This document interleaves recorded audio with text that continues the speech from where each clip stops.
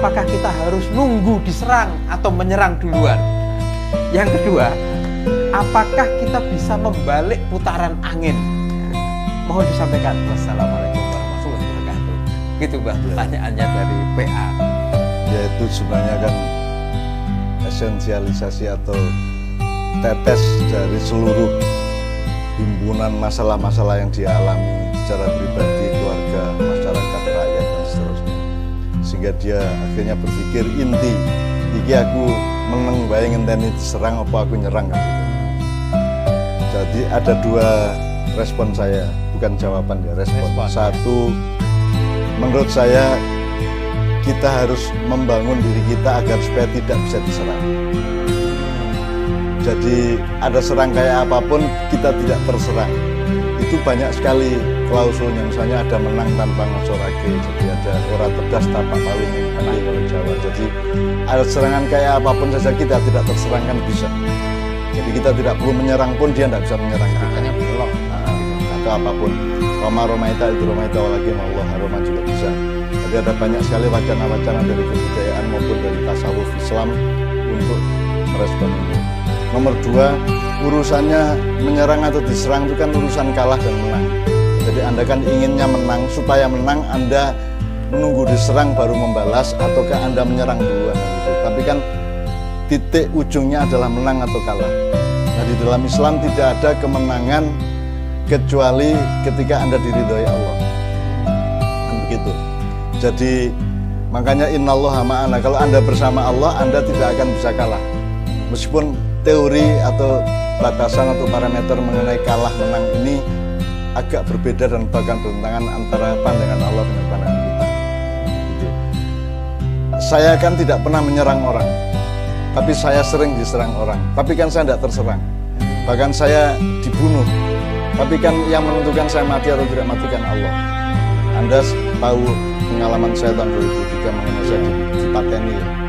Dan saya sudah diklaim sebagai meninggal dalam jangka waktu tertentu oleh kumpulan dokter dan di rumah sakit UGM Sarjito. Tapi kan innallaha ma'ana. Jadi kita kalah. Jadi kalah kan kalau saya gini, saya tidak akan, yang namanya menang itu bukan saya menang atas orang, tapi saya menang atas diri saya sendiri. Kan Rasulullah mengatakan bahwa jihad yang terbesar adalah jihad melawan nafsumu sendiri kan. Jadi kalau kita poin kedua ini kita berorientasi pada Anda kan pengennya khawatir kalah dan ingin menang kan. Maka sekarang dielaborasi kembali, diteliti kembali, dianalisis kembali menang itu apa dalam kehidupan. Jadi kan bisa aja kita tidak perlu menyerang tapi bisa merupakan serangan kalau Allah berkehendak kan begitu. Wong kadang-kadang aku yang lere alewe merasa terserang oleh saya gitu. Atau saya bisa aja kita istrimu tiba-tiba kamu pulang kantor terus istrimu diem tok gitu ya, itu kan sudah sebuah serangan kepada suami ya. Itu sudah serangan yang luar biasa. Iya. Jadi yang disebut serangan itu apa, menyerang itu apa, diserang itu apa kan sebenarnya nilainya atau sistem yang berlaku pada dia kan ada bermacam-macam. Tapi tadi Mbak Nur menyebut salah satu yang mungkin harus dilakukan adalah bagaimana membuat diri kita itu saatnya diserang itu tidak terserang. Nah, barangkali bisa direkomendasikan bagaimana supaya bisa seperti itu. Anda berada pada tonggaknya Allah. Ma'tasimu bihablillah gitu.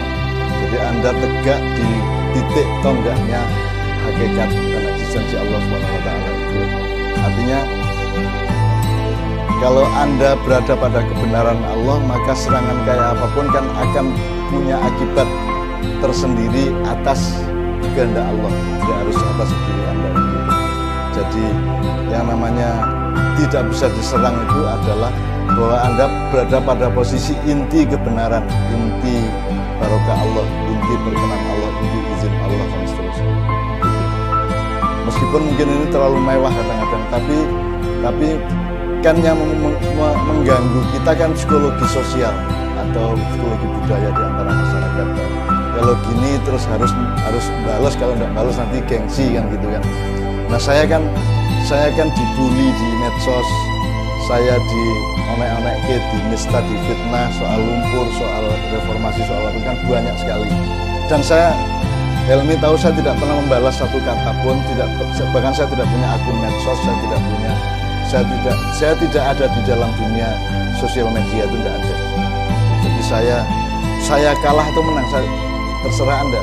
Bagi saya tidak ada urusan kalah menang, karena kan saya sering gimana lho, aku ini menang wae ora gelem apa meneh kalah. Saya tuh menang aja nggak mau, apalagi kalah. Karena menang dalam hidup saya bukanlah saya unggul atas Anda. Menang bagi saya adalah Allah ridho kepada saya. Allah mengakui kebenaran sikap hidup saya. Jadi, tapi untuk itu mungkin apakah memang diperlukan juga kesabaran terhadap waktu? Artinya posisi tonggak tadi itu mungkin tidak serta-merta langsung ketika tampak kita itu misalnya tadi tidak diserang. Ya itu kan metodenya namanya istiqomah. Istiqomah itu adalah berlaku sesuatu atau berdiri di suatu titik pada jangka waktu yang panjang, karena kesabaran itu kan urusannya sama waktu.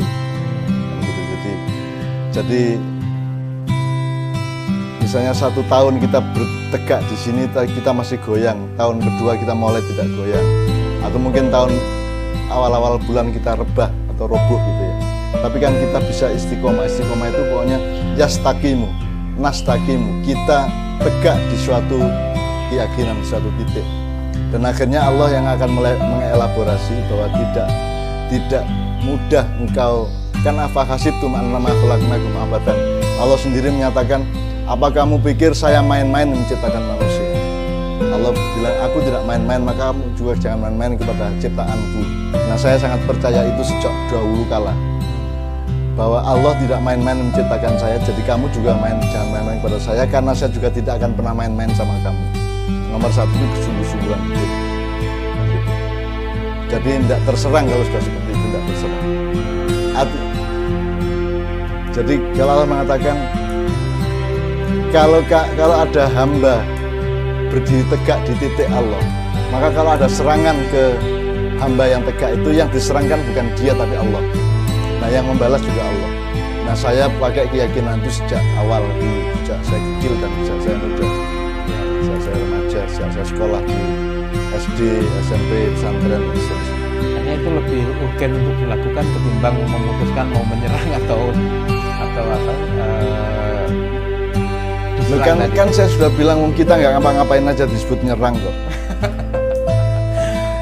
Menyerang itu relatif kok. Iya. Nggak ngapa-ngapain. Meng bojomu meneng cep ora gelem jawab. Piye Bu? Meneng menjep ngono wis kuwi modar kok pisan. Gitu. Ora kanggo suwe masuk. Ora kanggo suwe kok. Utawa runtuh langsung ngekeki piring karo panganan ning digebrake grek. Gue wis hancur lebur kowe. Itu sangat relatif. Itu pada level budaya, apa level rohania, level kosmos, atau level apa. Oke, ya, jadi untuk pertanyaan yang pertama dari Mas Dea, saya kira cukup jelas ya beberapa hal perubahan. Terutama sekali hal berlatih supaya kita istiqomah, supaya enggak terserang karena posisi kita itu di tonggak yang nah, berikutnya Mbak, masih dari PA, apakah kita bisa membalik putaran angin? Kalau ngomong bisa dan tidak bisa itu hanya Allah. Karena prinsip kita sebagai orang Islam itu jelas kata-katanya sejak kecil kita hafal, la haula wala quwata illa billahil azim. Bahkan jadi tidak ada kuasa dan tidak ada kekuatan yang menyertai kekuasaan itu yang bisa membalik angin atau menyorong angin atau menarik angin dan seterusnya. Jadi kalau Anda bersama Allah, Anda tidak bertanya seperti itu karena itu otomatis merupakan pekerjaan Allah, salah satu sunnah Allah. Ya iso wae, kalau ngomongnya itu di level strategi politik bisa aja. Kamu bikin isu apa, counter isu dan sebagainya bisa juga, tapi itu juga relatif karena seperti yang saya katakan tadi, di Indonesia ini sudah tidak ada dialektika. Api tidak bikin panas, gitu, es tidak bikin dingin. Jadi ada apa saja tidak menjadikan perubahan apapun itu di Indonesia sekarang. Jadi mau demo seluruh kabupaten itu juga meng dipreke karo penguasa kan gitu. Jadi tidak menjadi apa-apa. Karena kita sudah mati sebagai rakyat. Mungkin sebagai masyarakat juga mati. Bedanya masyarakat sama rakyat, kalau rakyat adalah kumpulan orang dalam suatu negara yang memegang kedaulatan. Kalau masyarakat adalah ada mekanisme para pemegang kedaulatan untuk berserikat, menserikatkan nilai-nilai dan kesepakatan tentang prinsip-prinsip hidup bernegara dan seterusnya. Dan itu kan tidak terjadi di Indonesia. Di sini kan wakil rakyat juga tidak mewakili rakyat, tidak bikin pendidikan politik, tidak menyadarkan apapun kepada rakyat, dan mereka sendiri juga belum punya kesadaran mengenai bagaimana bernegara, bagaimana menjadi wakil rakyat dan seterusnya. Jadi nggak bisa apa-apa. Jadi sekarang ini betul-betul tergantung kehendak Allah sekarang. Ya kodir-kodirnya, makanya nanti di besok malam saya coba daftarin persentase yang dilaporkan kepada saya, meskipun yang tahu ini benar apa tidak adalah Allah. Jadi kalaupun mengambil tendangan atau gerakan memutar angin tadi pun belum tentu efektif karena tidak ada dialektika yang berlangsung. Iya. Wong bola dilempar ke tembok-temboknya tidak mengembalikan ke kita. Gitu. Jadi kita hanya melempar ke angin. It doesn't work. Jadi dia tidak bekerja, dialektikanya tidak bekerja. Sebab akibat timbal balik tidak bekerja. Jadi orang Indonesia itu diinjak tidak sakit kok. Mau gimana? Dibungkam tidak lantas berusaha teriak juga enggak. Karena mereka punya kedahsyatan mental bahwa di dalam bungkam mereka tetap bisa ngomong, bahwa di dalam sakit mereka tetap bisa sehat, di dalam kesedihan mereka masih bisa tertawa-tawa. Itulah keistimewaan bangsa Indonesia. Mungkin perlu juga Mas PA ini Mbah Nun mendapatkan rekomendasi untuk Mas PA ini tentang dalam keadaan yang sama seperti itu, mungkin ada hal yang tetap harus dia istiqomahin. Ya kalau urusan Anda misalnya desa Anda, kampung Anda kan bisa itu memutar arah angin itu bisa juga. Pada skala desanya. Iya, jadi diperhitungkan secara taktis dan strategis, mekanismenya dan skalanya diperhitungkan. Anda bisa melakukan apa, tapi dengan cita-cita dan efektivitas atau tujuan yang Anda batasi. Artinya ya batasnya ya di skala itu saja. Dan nanti Anda jangan kaget kalau ternyata yang terjadi sebaliknya, atau menjadi bumerang, atau kontraproduktif, atau segala macam. Tetap bisa aja, dan tidak salah untuk mengupayakan membalik arah angin, itu bisa aja. Kalau yang saya alami kan, saya tidak perlu membalik arah angin karena Allah yang membalik arah angin. Angin ma'iyah ini kan bukan karya saya.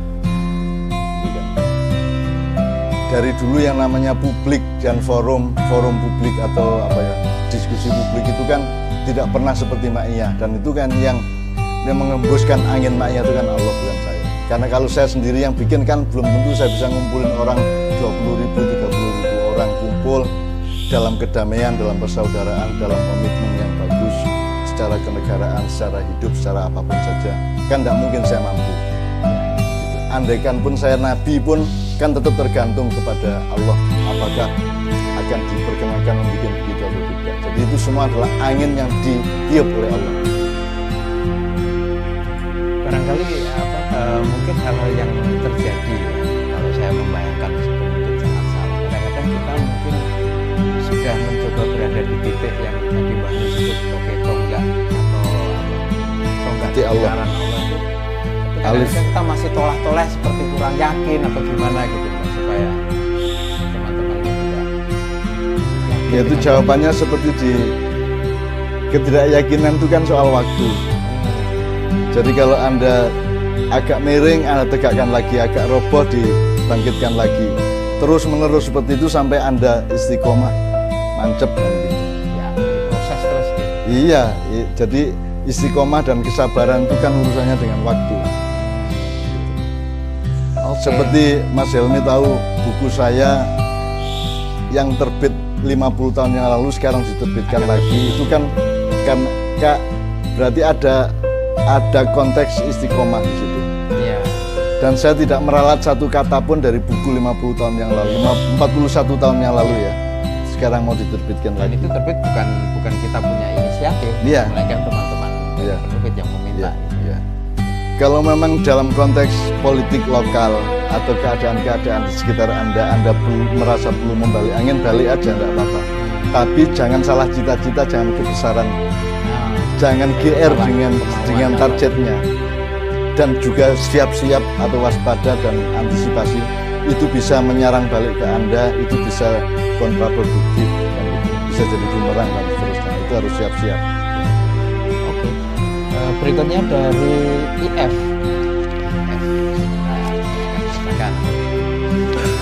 IF mengatakan, keluarga saya mengalami masalah keuangan hebat. Bermula dari ibu saya yang walaupun PNS, tapi diam-diam banyak berurusan dengan rentenir.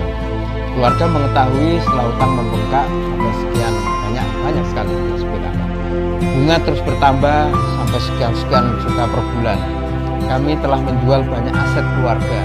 Tersisa rumah yang sedang kami tempati sebab belum laku. Masalah tersebut sangat mencekik keluarga kami dari berbagai aspek. Kami ingin sharing pada Pak Nur. Syukur-syukur ada kesempatan bisa dialog face to face. Ya, oke. Ini saya alami dan dialami oleh keluarga saya persis seperti itu. Ketika saya tamat SMA, jadi terbelit hutang sampai tidak terhitung atau tidak terjangkau untuk kemampuan ekonomi kami. Ya, jadi hutangnya luar biasa banyak seperti Anda. Kemudian semua aset sudah dijual. Jadi ibu saya dan adik saya si Lek Hamad itu tinggal tidur itu di tikar di salah satu kamar di tikar, dan satu bantal yang sudah sangat kumuh itu, dan tidak punya meja kursi, tidak punya lemari, sudah dijual semua, termasuk kayu-kayu dari sebagian dari rumah kami itu sudah dijual semua. Jadi kita betul-betul sudah kehabisan segala sesuatu. Dan ketika itu saya selesai SMA, Cak Fuad menyelesaikan sarjananya di IAIN, Cak Mif kuliah di farmasi dan langsung berhenti. Saya juga langsung berhenti. Terus adik saya 2 orang, Cak Nas sama Cak Dil juga langsung berhenti sekolah. Jadi apa yang Anda alami itu dulu juga pernah menghentikan hidup kami. 100% kami berhenti, dan kami berpikir, kami 15 bersaudara, upomo saiki ki wong 15 ki nyambut gawe genah wae ya. Kuwi duite dikumpulke nggo manyar utang ya ora cukup. Tetap tidak cukup. Seandainya kami ber-15 itu sudah gede semua, punya kerjaan yang mapan semua, terus gajinya dipakai untuk membayar utang itu pun tidak cukup. Jadi gimana kami bisa keluar dari situ? Bahkan sertifikat rumah kami yang di Padang Bulan itu juga sudah bukan milik kami lagi, sudah hilang entah kemana. Karena di akhir hidupnya ayah saya juga hutang sangat banyak, termasuk sertifikat rumah di Menturo di Padang Bulan itu kan sudah berada di salah satu bank tidak resmi di Sidoarjo, yang kemudian ayah saya pinjam uang dengan melepas sertifikatnya, kemudian pulang bawa uang, sertifikatnya ditinggal di bank. Terus ayah saya kecelakaan, jadi ayah saya hilang, dipanggil Allah, meninggal, terus uangnya ya hilang, sertifikatnya hilang, kan gitu. Jadi saya mengalami persis seperti Anda, atau bahkan mungkin lebih mengerikan, gitu ya. Tapi kemudian kalau dicari jawabannya apa? Jawabannya ya tadi itu istiqomah, ya. Terus mendekat kepada Allah, mengerjakan apapun yang bisa dikerjakan. Jadi Cak Fuad sama Cak Mif itu kerja nyetensil. Jadi kita buruh nggawe cetakan tapi berupa stensil itu. Jadi saya yang bagian ngetik di sheetnya namanya itu. Kemudian Cak Fuad yang muter, Cak Mif yang muter. Terus jadi wong dandake majalah misalnya HMI, Kohati, fakultas apa itu dandake majalah. Jadi kami ngetik, terus kami nyetensil, terus kami numpuk kertasnya, dijilid, dicek lagi. Dan yang kerja Cak Mif, Cak Fuad saya. Ya, saya mulai bisa nulis antara lain karena redaktur majalah kampus ini kadang-kadang kurang tulisannya, terus diserahkan ke kami. Akhirnya saya nulis untuk kelengkapan majalah itu. Itu kami alami, itu hanya untuk bertahan hidup. untuk bertahan hidup, dan kita tidak punya bayangan bagaimana mengatasi hutang segitu banyak. Tapi wallahu alam ya, Allah itu maha besar, Allah maha penyayang, Allah maha dermawan. Jadi jawabannya adalah istiqomah terhadap kehidupan. Jawabannya adalah apa yang Anda bisa kerjakan, kerjakan dengan setekun mungkin, sesungguh-sungguh mungkin. Dan nanti Allah yang akan mengatur manajemen itu yang namanya wallahu hasbuh. Mayyatakillah yaj'al lahu makhrajan wa yarzuqhu min haitsu la yahtasib. Wa may yatawakkal 'ala Allah wa hasbuh. Jadi yang penting kita tawakal tiap hari. Allah berjanji, Allah hasbuh. Allah akan memanage dari hasil kesungguhanmu itu menjadi apa? Jadi akhirnya terbayar hutang itu sedikit demi sedikit. Saya tidak bisa menceritakan detail, tapi pokoknya kuncinya itu adalah istiqomah, siddiq, ya, bersungguh-sungguh, dan Allah hasbuh, Allah memanage-nya, Allah menjadi manajernya, gitu kira-kira. Ya saya tidak bisa menjawab kecuali saya punya uang sejumlah atau lebih dari yang Anda sebut tadi itu, terus saya kasih Anda. Ya kalau itu kan bukan jawaban. Iya, buat saya sama teman-teman di depan Iya, ini. ya mending untuk biaya nikahnya Ale. Ya. Oke. Tambahan sedikit itu, tapi tetap siap dengan jer basuki mau beo ya. Oke. Jadi kalau untuk dapatkan basuki atau kesejahteraan atau sukses itu Anda harus siap untuk membayar biayanya. Sekarang ada kosnya. Ya, mau beo itu artinya ada kosnya, ada resikonya, gitu. Maksud Anda nguduk dengan palu aja pakai energi kok mau beonya gitu ya.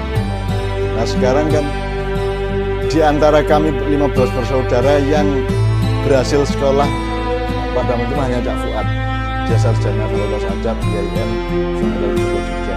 Cak Mip berhenti tengah jalan. Jer basuki mau beonya itu jangan lupa, itu saya berhenti sekolah. Kan saya Fakultas Ekonomi. Saya 1 semester berhenti, itu alasannya seolah-olah alasan ideal ya, padahal memang tidak punya duit untuk bayar SPP, tidak punya. Terus Cak Nas, Cak Dil berhenti sekolah, adik saya 2, Cak Nas berhenti sekolah betul. Jadi Cak Nas, Cak Dil kan hanya SMA. Nah Cak Nas masih melanjutkan di PGRI ya Bapak. Habis itu setelah kita bangkit, setelah kita bangun. Tapi beliau yang paling utama ketika kita punya hajat atau Biar harga diri, rasa malu, rasa harga malu. diri, rasa malu. Karena keluarga saya itu dulu keluarga yang paling kaya di desa saya. Ayah saya itu kerja di pabrik beras milik kakaknya mbah saya. Jadi ayah saya punya sawah banyak, sangat banyak. Terus dia kerja juga di kantor, sehingga ayah saya itu mentraktir apa saja di desa saya. Bikin lapangan sepak bola, bikin seluruh fasilitas olahraga, voli, traktir ya, voli, drum band, perpustakaan, apa saja ayah bikin semua itu. Termasuk fasilitas untuk seminar-seminar nasional. Pokoknya ayah saya mentraktir semua. Jadi, belum lagi kalau habis hari raya itu biasanya ayah nyewa truk untuk tamasa. Jadi siapa orang desa daftar, diajak ke Borobudur, diajak ke Jogja, diajak ke Sarangan, diajak ke Malang, Batu, Selekta dan seterusnya itu saya masih ingat kok. Saya masih ingat ikut naik truk yang ditraktir ayah saya itu dengan orang-orang desa di situ. Saya masih ingat. Nah, jadi kemudian ayah saya terjadi politik nasional di mana PKI dimenangkan oleh Bung Karno Sewu dibanding Masumi. Masumi kan dibubarkan, sementara PKI tidak dibubarkan. Ketika Bung Karno, saya tidak nyalain Bung Karno ya. Tapi intinya adalah semua orang Masumi, termasuk kakek saya itu kemudian diberangus habis, ya di penjara, dihabiskan ekonominya sehingga ayah saya jatuh miskin. Jadi kalau ngomong korban politik, keluarga saya itu korban politik. Termasuk pemuda-pemuda Hizbullah yang ansornya Masumi kan kemudian dibuang ke seluruh Indonesia. Jadi dulu kayak dibuang mulang neng Lampung, neng Bulu, neng di Singado dan seterusnya. Jadi pokoknya ada semacam persaingan politik yang membuat kami menjadi korban ekonomi. Dan saya sempat kok mengunjungi kakek saya itu di penjara Jombang. Nah sejak itu ayah saya kemudian jadi mengganggu mertuanya. Jadi mbah saya itu punya sawah banyak, akhirnya kan dipakai termasuk untuk nyekolahkan untuk macam-macam, sampai akhirnya jatuh miskin luar biasa. Ayah saya jatuh miskin luar biasa, dan ketika ayah saya meninggal kecelakaan di Sidoarjo, ibu saya luar biasa miskin. Seperti yang saya ceritakan tadi, jangankan meja kursi, dipan untuk tidur aja ndak ada. Sudah ndak punya apa-apa sama sekali. Dan itu saya ingat betul ketika itu saya sudah di Jogja. Betul-betul ndak punya apa-apa. Jadi bagaimana akhirnya bisa membayar itu semua itu ya karena menurut saya pokoknya dilakoni wae sing apa sing kuwi iso kuwi apik. Ya nek harus dipenjara. Karena ayah saya juga ditangkap. Tapi mawa beonya adalah ibu saya datang ke kantor polisi untuk mengambil ayah saya. Jadi ibu saya datang ke kantor polisi, ayah saya kan ditahan. Terus ibu saya datang ke kantor polisi, Pak, bojo kula kali kula niku padha sak wong. Dadi saniki kula ganteni, niki ayah arek-arek cek nyambut gawe mulih gawe anak-anake, kula tak sing nomor iki. Itu ibu saya. Mergo bojoku kali kula niku sak wong. Satu orang. Jadi bisa saling menggantikan. Iya, bisa saling menggantikan. Jadi kami mengalami itu semua, itu termasuk yang disebut Jerbasuki, Mowobeo ya. Mowobeonya itu banyak sekali. Ketika itu berlangsung G30S dan seterusnya, dan itu berada di tengah-tengah itulah. Ya, situasi secara katakanlah makro itu juga sangat berat gitu ya. Sangat berat, iya sangat berat. Tapi saya tidak undat-undat ya, saya tidak mempersalahkan Bung Karno, tidak menyalahkan siapapun. Tapi pokoknya intinya kan kita fokus ke bagaimana bangkit dari ini. Yang bisa membangkitkanmu hanya Allah. Ya sekarang lakukan apa yang bisa dilakukan, terus berdoa banyak-banyak, ditingkatkan ibadahnya baik sama orang, dan ikhlaslah dalam posisi terhina. Karena saya dulu ketika mengalami itu semua, saya Cak Mif, Cak Fuad itu tidak berani pulang ke Menturo dari Jombang naik becak. Karena kalau kami sampai naik becak dari Jombang ke Menturo itu akan diejek orang. Alah dapuran utangi sak mereka becak bareng. Kan gitu kan. Naik becak itu sebuah kemewahan. Sebuah kemewahan dan orang desa akan pasti ngerundel dapurane wong melarat utangi gak iso bayar kadang becak bareng becak. Jadi saya kalau pulang ke Jombang itu selalu malam hari. Jadi sampai Jombang kira-kira jam 2 atau jam 3 pagi, terus jalan kaki ke Menturo. Jadi saya itu juga melatih saya dalam soal urusan hantu, kuburan dan seterusnya. Cak Nas itu karena kalau pulang mengajar di kiri hantu selalu malam, maka Cak Nas itu dari takut hantu menjadi tidak takut hantu. Jadi saya sudah hafal seluruh titik-titik angker dari Jombang ke Menturo itu. Mapping hantu itu sudah hafal, termasuk mapping begal. Begal itu 1-2 orang bawa parang atau bawa pintu itu untuk begal orang. Jadi saya melewati itu bertahun-tahun sama Cak Fuad. Saya sama Cak Fuad ya naik kereta Purbaya dari Jogja ke Jombang, terus nanti dari stasiun Jombang jalan kaki ke Menturo. Wis kowe nek kowe saiki wani ngalami kowe. Aku karo Cak Fuad lho kowe. Kira-kira gitu, alhamdulillah bilamin, mudah-mudahan semua secara menyeluruh, secara himpunan mudah-mudahan bermanfaat, dan Anda ambil garis-garis atau titik